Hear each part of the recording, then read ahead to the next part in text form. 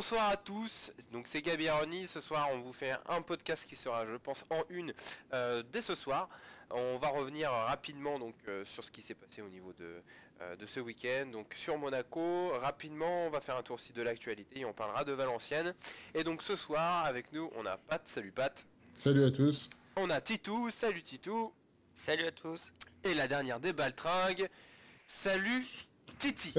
Salut tout le monde.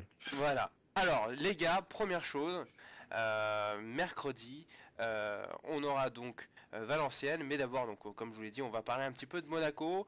Rapidement, je pense qu'on a fait un bon match. On a été meilleur que Monaco. Dans les stats, au niveau du jeu, on est à plus de 60% de possession de balle. Bon après ça reste des stats, hein. Après, si on se fie aux stats, ça veut dire qu'il y en a un d'entre nous qui est éjaculateur précoce. Donc ce n'est pas moi, donc au niveau des stats on va mettre ça de côté. Mais voilà, moi je pense qu'on a vraiment fait un bon match. Pat, qu'est-ce que t'en penses? Alors moi, comme toi, hein, j'ai trouvé qu'on a fait un très bon match. J'ai vu après, parce qu'on parcourt toujours les forums après les matchs, j'ai vu que beaucoup pestaient sur le remplacement de Verratti par Blanc, parce que Verratti a clairement été l'un des meilleurs, si ce n'est le meilleur joueur de la rencontre. Moi, je dis que le problème, en fait, c'est pas un problème de remplacement ou de tactique, c'est que Ibra, il a 3 occasions nettes, et ces occasions, il faut les mettre au fond. Ça, c'est clair. Le C'est tournant clair. du match, il est là. C'est pas une question de tactique, possession ou un raté de Camara parce qu'il y a eu la sortie de Thiago Silva. Le problème, c'est ça. C'est ces 3 occasions nettes que Ibra, il doit mettre au fond. Il y a eu un excès de gourmandise et ça nous coûte, pour moi, ça nous coûte la victoire. Après, le contenu du match, il était très très bon. Collectivement, on a montré un niveau très très intéressant, bien au-dessus des Monégasques, qui pour moi, collectivement, ne font pas le poids. En tout cas sur cette rencontre. Et voilà, c'est ce que je retiens du match, c'est que voilà, on a vraiment perdu 3 points. Enfin, on a abandonné 2 points pendant la rencontre, alors que c'était largement à notre portée. Ouais. Et surtout que si on revient sur les deux stars, enfin sur les deux stars qui étaient annoncées au niveau du match, donc Ibra côté parisien et Falcao côté monégasque, on n'a pas du tout vu le Colombien. Mis à part son touche pipi avec le ballon sur le but où il met clairement la main. À part ça, bon bah voilà. Il a été maîtrisé par Camara, Il donc a été, ça veut ouais, tout il a dire. été Hein. muselé par Camara. Alors j'ose imaginer avec Thiago Silva. Bon après on va pas refaire le monde. On a fait un beau match. Je pense que c'est vraiment bien pour la suite de la saison. Surtout quand on voit ce qu'on a sur le banc. C'est des gens qui pour l'instant se cachent. En parlant de gens qui se cachent, Titou, toi de ton côté, qu'est-ce que t'en as pensé? Globalement, je pense comme Pat, je mets un petit bémol sur Verratti quand même, parce que pour moi, c'est le joueur du match. C'est lui qui maîtrisait le milieu de terrain. C'est lui qui dictait un petit peu le jeu. Et je trouve un non-sens de sortir ton meilleur joueur à un quart d'heure de la fin. On a avancé l'histoire du carton jaune. Mota est dans la même situation. Et deuxième chose, je pense que le passage en 4-4-2 à plat a fait perdre en maîtrise. Ah, mais ça, c'est sûr. Laurent Blanc a voulu tenter de mettre un attaquant de plus, c'est pas une mauvaise chose. On gagne, on dit que c'est très bien, on gagne pas. Bon, je mets un petit bémol sur la sortie de Verratti quand même. D'accord. Bon après c'est vrai que Menez, bon fallait qu'il retrouve le rythme, on le sentait sur quand même sur les deux trois coups d'accélération, qu'il n'avait pas le coup de rein habituel.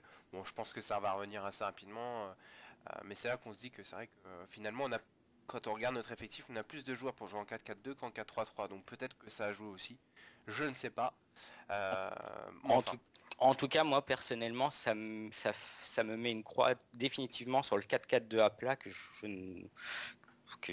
j'adhère pas du tout à ce schéma-là. On est bien plus équilibré en 4-3-3 On et a on a surtout plus la balle. Ok d'accord. Ok donc on enverra ça à Laurent Blanc que Titou lui n'adhère pas sur le 4-4-2 à plat. Je pense qu'avec ça je pense que ça va aller. Au pire t'enverras ton CV si on est en def. Alors on en a parlé un petit peu d'Ibrahimovic justement. Ça y est c'est officiel, il a prolongé d'un an. Ça a été ça en grande ponte. On a mis carrément le maillot 2016. C'est l'Euro, c'est génial. Au barrage je vais éliminer la France pour la Coupe du Monde, c'est génial. Vous en pensez quoi? On en a vite fait parler, c'est vrai, lors du premier podcast qu'on a fait la semaine dernière, de cette prolongation de Zlatan. Qu'est-ce que vous en pensez, Titi? Ah bah comme moi je disais au premier podcast, bon, il serait parti, ça m'aurait pas dérangé plus que ça. Maintenant il reste, tant mieux. C'est un super joueur, un grand joueur même. Maintenant, bon, en 2016 il aura quel âge? 34, 35 ans, si je dis pas de bêtises. Est-ce qu'à 35 ans, il sera toujours aussi bon? On peut en douter. Je sais pas s'il ira jusqu'au bout de son contrat. Je pense qu'il repartira sûrement en Milan AC ou un truc comme ça. Donc, bon, il a prolongé, c'est bien. Moi, j'ai pas grand-chose de plus à dire. Voilà. Ok. Pat, quelque chose avant qu'on enchaîne.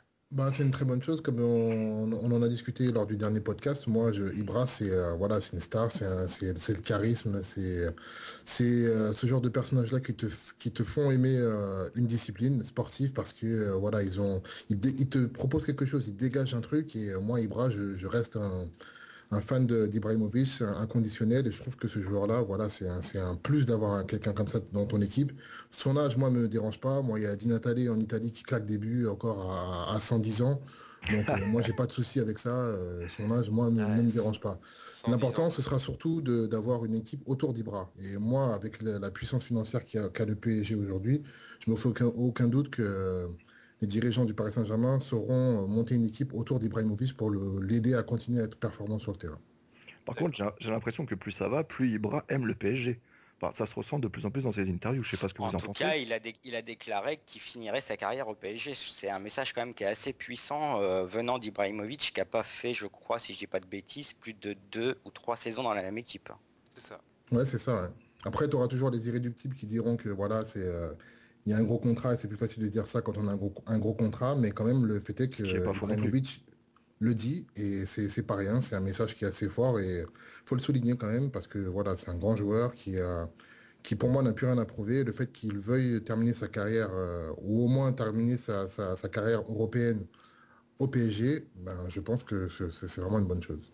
Bon, rien de forcément nouveau finalement par rapport à ce qu'on avait dit la semaine dernière, mais ça, au moins on confirme tout ça. Une autre star que moi j'aimerais voir rester aussi jusqu'à la fin de sa carrière, parce que là on serait vraiment assez énorme, c'est Thiago Silva qui s'est malheureusement blessé contre Monaco. Ça va nous porter certainement préjudice parce qu'il est absent entre 3 et 6 semaines. Ouais, c'est 6 semaines, c'est Euh, officiel. voilà, Ouais. donc c'est 6 semaines en plus officielles, donc ça va être chaud. Ben, Euh, les stats, elles disent le contraire, hein. L'année dernière, apparemment, j'ai lu ça, je sais plus, sur Foot 365, je crois, qui disait que sans Thiago Silva, l'année dernière, on a glané beaucoup plus de points. Enfin, un ratio par match plus important. Donc Un après, pourcentage de l'année victoire dernière, il plus y avait important. Sako qui était dans l'équipe et qui jouait avec Alex. Cette année, Sako est remplacé par Marquinhos. Et moi, je sais pas pour vous, mais moi, Marquinhos, ce que je l'ai vu faire dimanche contre Monaco, j'ai trouvé ça très intéressant. Je le trouve Deuxième vraiment. mi-temps, ouais. En deuxième Ouais, Ça, mi-temps, il a vraiment au été bon. niveau de, et il avait un carton, donc c'était pas évident. Il avait une petite épée de Damoclès au-dessus de la tête. Et le voir anticiper certaines actions comme il l'a fait, vraiment, moi, je pense vraiment que le Paris Saint-Germain tient un crack avec ce joueur-là. Après, ça demande confirmation, mais moi, ce que j'ai vu, en tout cas, j'ai vu des choses très intéressantes. Il y aura le retour d'Alex. Camara a prouvé devant Falcao qui c'est pas un peintre, voilà, que c'était un défenseur sur qui on pouvait se reposer. Donc moi, je reste confiant quand même. Bon, à partir de la semaine prochaine, on va faire une certainement nouvelle rubrique. Après l'œil de Lisa, on aura l'œil de Pat. Donc merci Pat pour ces précisions. C'était cool. Donc c'est vrai qu'on a le meilleur défenseur du monde. Il y a pas à tortiller là-dessus. C'est vrai que Ça reste c'est quand même Thiago une très Silva. mauvaise nouvelle. Maintenant, après pour ces histoires l'histoire pardon de statistiques. J'ai toujours un mot que je n'aime pas par semaine. Ah, il n'y a pas le mot Euh, anal pourtant. voilà, pourtant il n'y a pas d'anal dedans. Mais c'est vrai que bon après faut faire attention au niveau des stats, hein, comme je vous l'ai dit, sinon ça voudrait dire qu'on en a un parmi nous qui est éjaculateur précoce. C'est Si pas moi. là on C'est prend tout. de toute façon tout le monde sait que c'est pas. Mais si jamais le souci c'est que si on prend ça, le panel a été différent au niveau des stats. S'il y a 4 matchs de Thiago Silva et qu'il y en avait 25 de l'autre côté, enfin les stats je sais pas si ça veut dire vraiment quelque chose quoi. Oui, Non, après, mais les voilà. stats, tu peux en faire ce que tu Après, veux, faut hein. faire attention. Quand t'as le meilleur défenseur du monde, les stats, voilà, je les mets. Quoi Bien qu'il pour arrive, il fond. va nous manquer de toute façon. De Quoi toute qu'il façon, arrive, hein. Thiago Silva, il est au niveau de Ibrahimovic, au niveau de l'impact dans l'équipe. Quand il n'est pas là, t'as Il n'y pas a la pas de même débat. maîtrise. Il n'y a vraiment pas de Il débat n'y a pas de là-dessus. débat. Sa sortie a été le tournant du match de toute façon contre Monaco. Il y a eu un flottement pendant 10 minutes. Marquinhos a été fébrile à ce moment-là. Et c'est pas anodin à la sortie de Thiago Silva, c'est même directement lié de C'est toute façon. l'effet inverse de ce que j'ai ressenti quand on a affronté le Barça l'année dernière, où il y a le petit butin qui est rentré de Messi. Il est rentré, il était sur une jambe et là, David Villa qu'on n'avait pas vu, il nous faisait des ailes de pigeon et tout, il en pouvait plus. Et le mec il transcende psychologiquement, et Thiago Silva ça a été de la même chose mais au sens inverse. Et je pense qu'il galvanise. Moi le premier, je regarde le match, Falcao ou pas, comme dirait Makelele, rien à foutre. Voilà, tu trembles pas quand il y Falcao a... ou pas, tu rien à faire, enfin t'es tranquille, tu sais qu'il va le bouffer quoi qu'il arrive, il va le bouffer quoi. Donc c'est vrai que Falcao était pas dans un grand soir, donc il l'aurait bouffé quoi qu'il arrive. après Bah, Falcao, il a fait du Falcao. Hein. voilà, il nous a Falcao, fait du Falcao. c'est pas un Ah, mec je l'ai qui va trouvé, te ouais, mais donner je l'ai défense, trouvé qui pas va en forme te- du tout. Hein. Falcao, il est comme ça depuis le début de la saison. J'ai suivi quasiment tous les matchs de Monaco et il a pas fait mieux dans les autres matchs, hein, Falcao. Bah, Ouais. disons que Une occasion, un but. on retrouve un petit peu ce qu'il a dit au niveau des interviews en disant que bah, la Ligue 1 ça met du physique. Hein. Il a pris un petit coup d'épaule à un moment de je sais pas quoi de Camara. J'ai cru qu'il appelait les soigneurs pour changer de rein. Donc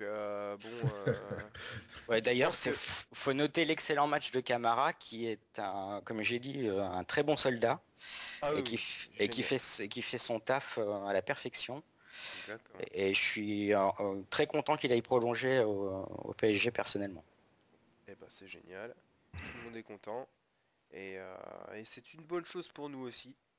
Et puis c'est surtout ce qui va nous aider aussi à nous tourner vers le prochain match donc, qui est donc demain contre Valenciennes puisque nos compatriotes, pour dire pour faire une bonne blague pour ceux qui vont certainement me tomber dessus quand j'aurai dit ça, les Marseillais sont en train de gagner 2-1. On attend la fin.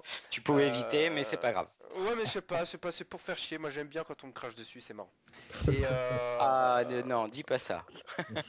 ah ouais bah voilà, les allusions de cul tout de suite. Allez on part là-dedans, on y va, c'est parti. Pas de soucis, ok. Personnellement, je le savais, Ok. mais les auditeurs ne le savaient peut-être pas encore. Ah bah, ils vont auditer. Voilà, maintenant ils vont savoir qu'il y a des choses qui me déplaisent pas. Bon, enfin bref, pour revenir à Valenciennes, donc on a eu notre Lolo White qui nous a dit qu'il était content de son 4-3-3, qu'il y a une possibilité de revoir éventuellement Ravière dans les 11 types. Par contre il a dit vous pouvez vous toucher, Ibra ne sortira pas, il sera quasiment tout le temps titulaire. Qu'est-ce que vous voyez pour demain, comme Corpo éventuellement? Titi, qu'est-ce que t'en penses? Déjà, ce qui est sûr, c'est que je pense qu'on va revoir Verratti après la prestation qu'il nous a fait contre Monaco. Je pense qu'il n'y a aucun souci là-dessus.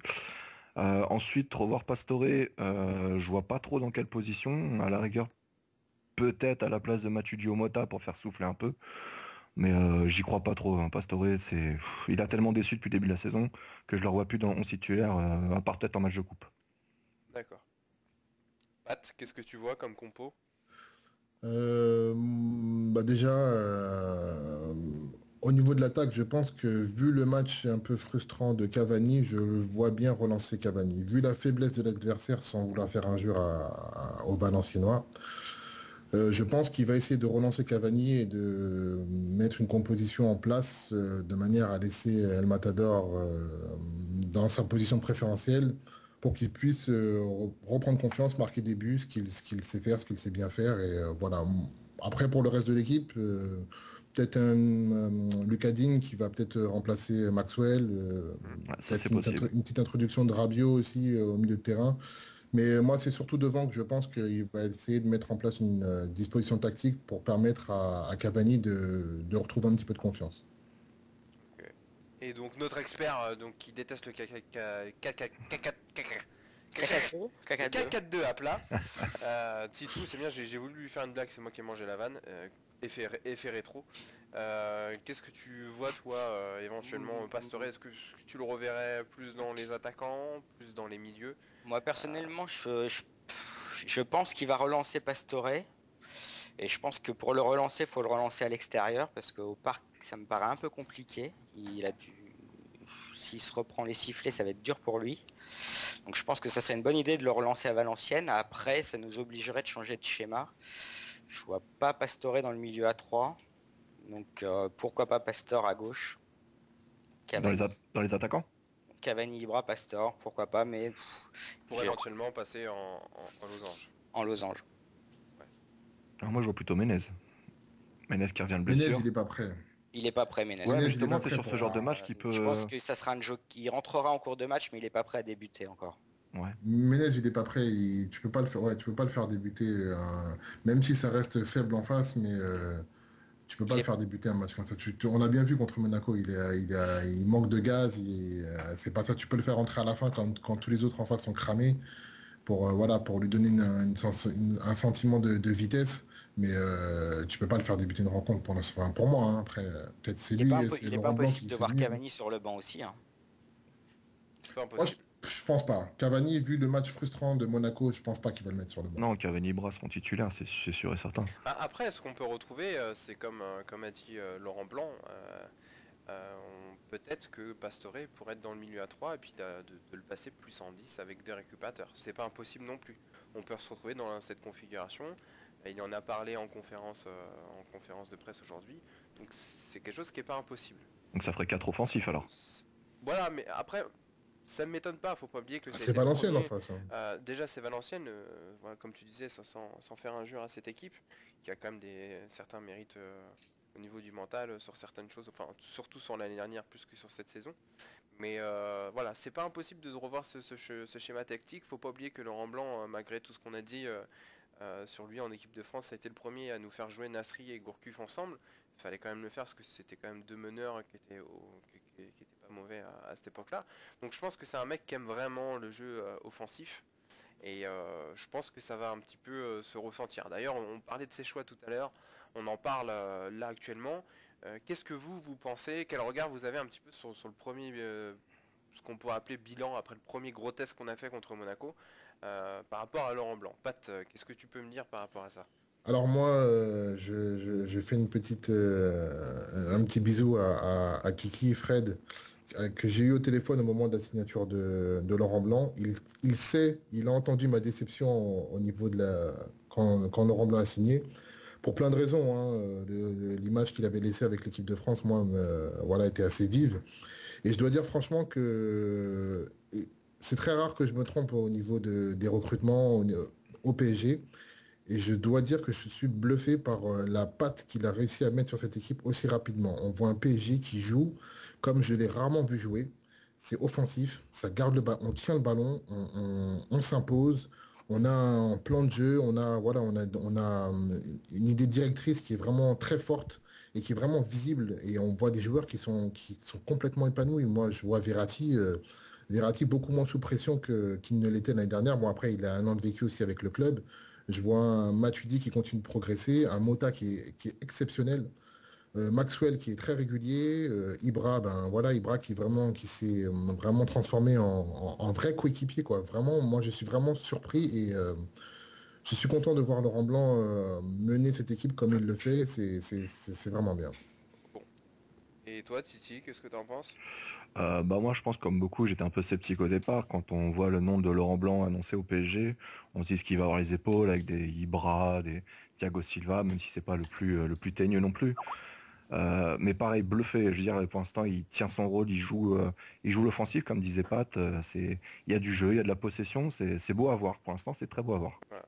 Et comme je disais à Titou la dernière fois quand on s'est eu au téléphone justement quand on en parlait, et puis après je te laisserai un petit peu me dire ton ressenti par rapport à ça. Ce qu'il faut aussi noter, parce qu'on parlait de Monaco et qu'on loue leur beau jeu parce que ça a été fait assez rapidement, faut pas oublier que là on a un nouvel entraîneur qui fait jouer des joueurs de Serie A à l'espagnol. C'est-à-dire que la majeure partie de nos joueurs, donc on est Pastore, qu'on est Ibrahimovic, qu'on est Lavezzi, qu'on est Cavani, qu'on est Verratti, qu'on est Mota, sont des joueurs qui ont toujours eu l'habitude de jouer en Serie A, qui ont eu l'habitude de jouer beaucoup le contre, puisque c'est l'Italie, ça se joue comme ça, ils ont gagné, la plupart de leur Coupe du Monde, ils ont gagné en contre. On leur demande de jouer contre nature, de leur faire du jeu. Et c'est toute proportion gardée, puisque de leur côté, Monaco, eux, ils ont des joueurs qui viennent du championnat espagnol ou du championnat portugais, où ça joue au football. Toute proportion gardée, là contre Monaco, c'est comme si la Juve ou l'Inter avait fait la misère dans le jeu au Barça. Bon, toute proportion gardée, hein, j'exagère exprès, ouais. Mais voilà, c'est pour vous montrer qu'il arrive à changer la mentalité de ses joueurs. Après, c'est vrai qu'on voit qu'un mec comme Mota, il a été formé au Barça, ça c'est clair et net. Donc voilà, ça me donne un avantage. Pour finir donc Titou, toi qu'est-ce que t'en penses? Et puis après, en conclusion, tu me diras si t'as un petit pronostic pour demain, pour le match contre Valenciennes. Je t'écoute. Sur Laurent Blanc, j'étais comme Pat et Titi, j'étais un peu sceptique à sa signature. J'attendais ce match contre Monaco, parce que pour moi c'est le premier test. Et franchement, je suis ravi, je sais pas, je suis agréablement surpris. On a étouffé Monaco au milieu, alors qu'on nous avait annoncé que Monaco allait nous bouffer au milieu, ce que j'ai pas vu. Moutinho a été complètement, ça a été muselé, ça a été un fantôme. Verratti, il est monstrueux, il n'y a pas d'autre mot. Le jeu pratiqué, quand on voit la possession de balle qu'on a depuis le début du championnat, c'est assez impressionnant. Après, comme on se disait au téléphone, associer la possession, associer les occasions et transformer les buts, ça va demander un petit peu de temps encore, mais j'ai confiance et je pense que d'ici à la 10e journée, on pourra refaire un point et je pense que cette année, Paris va être très dur à battre en championnat. Ouais, et comme d'ailleurs, faudrait que Sirigu soit encore meilleur dans le sens où il va concéder encore moins d'occasions, il faudra qu'il ait les gants chauds, alors qu'il n'a rien à faire, il va se toucher pendant tout le match. Et donc pour finir, un petit prono, Titou, pour demain. Demain, de toute façon, on n'a pas le choix, il faut gagner. Et 2-0. 2-0, les buteurs. Buteur, Ibrahimovic. Et... allez Cavani parce que Cavani rester 2 matchs sans marquer, ça serait décevant pour moi. Pat. Un petit 3-1. 3-1 avec un but d'un milieu de terrain du PSG, je sais pas lequel, n'importe, et puis un petit doublé de Cavani. Voilà. Et pour contre nous, comme Papus est revenu, un CSC de Papus, c'est ça?